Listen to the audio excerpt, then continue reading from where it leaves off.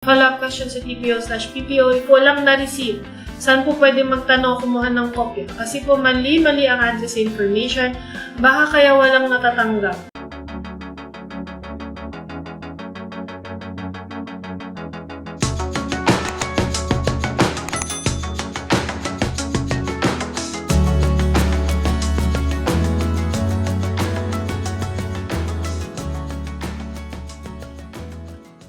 Follow-up question sa TPO/PPO.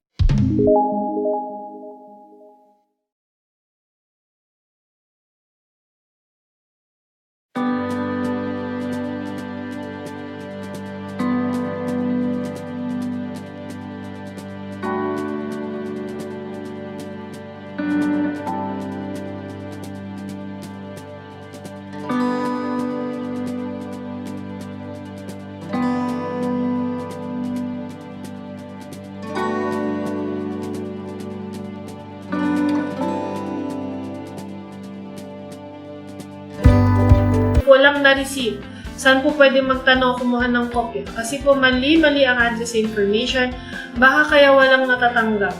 Sa korte. Anong court? Paano yun? Anong korte? Sa family court. Family court. Dun sa family court kung saan hinabla yun, dun yung mahanap. Pag sa isang lugar ba, Hanapin ilan lang ang yung family court? Depende. Depende?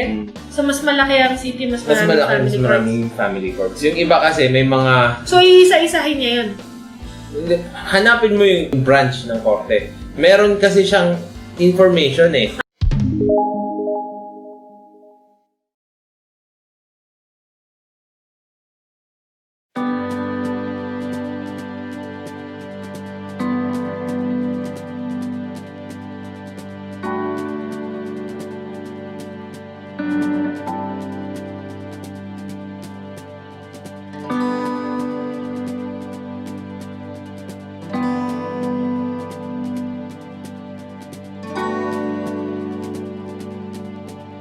Information siya. Okay. So, ang gawin mo, kasi yung information, itra-transmit pa yan, for raffle pa yan eh. Ang gawin mo, pwede kang pumunta doon sa clerk of court. Doon sa korte na yun, no? Doon sa clerk of court. Ibigay mo yung information na yun, makikita nila yung case number doon.